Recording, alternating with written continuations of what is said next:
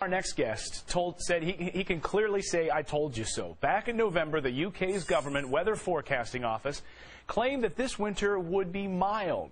That's the same office pushing a global warming agenda. But here's the forecast for this winter, as predicted in November by astrophysicist and meteorologist Piers Corbyn. Take a listen.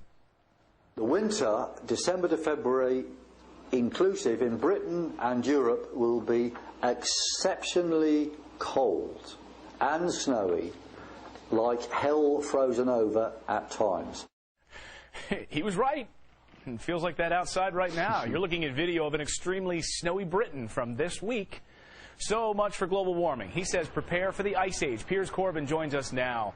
Piers, how did you pull this off? How did you manage to be so accurate when everyone else in that office was saying, it's not going to happen?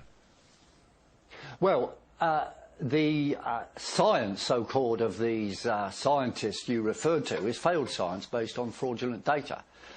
We understand that the sun, solar particle and magnetic effects, which control Earth's weather and climate, and we're able to predict this a long time ahead. So we predicted that this December would be the coldest for 100 years, which it has been, as it's shown on this, and we also predicted on the 12th of December that northeast and east USA would suffer the most horrendous blizzards for decades. And we actually put out a tweet saying, "You ain't seen nothing yet." Now, in fact, we haven't seen anything yet, and because you now are predicting that there is global cooling taking place, and that seems to fly in the face of what we're hearing at large. In fact, today in the New York Times, a piece about the trend of global warming, and their argument is, from scientists, they say that because we're seeing global warming, that's why we're seeing such weather extremes. Do you buy that science?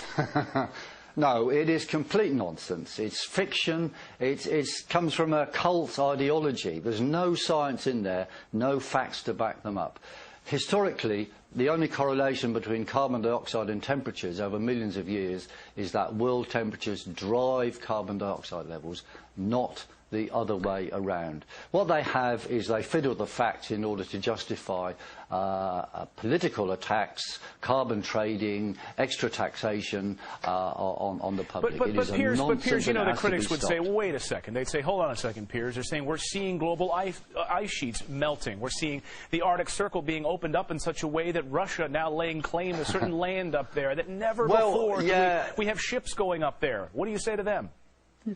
Well, fine. The ships have been up there before. It's all happened before. And in fact, it is now closing up again in the Arctic, and the Antarctic has been cooling for the last 30 years. We are just past the peak of a world temperature rise, and we are now falling, and it's going to carry on falling in general for the next 25 years. And all these major extreme events around the world, the biggest ones, such as the heat wave in Russia and the floods and the ending of the heat wave in Russia and the ending of the floods in Pakistan, were predicted by us using our solar magnetic theory, which you can find out more of on weatheraction.com, our website. Beyond that, I want to get your Twitter address, because I'm going to start following on Twitter so I can predict when I need to get out the snow boots. What's your Twitter address, Piers? Twitter address is http, etc. twitter.com/Piers_Corbyn. It's as on this, if you can see the. There you go. That's the one. Yeah, I might need my glasses to see that. Piers, thank you for being accurate. We appreciate it. Thank you very much. Have a good New Year as well.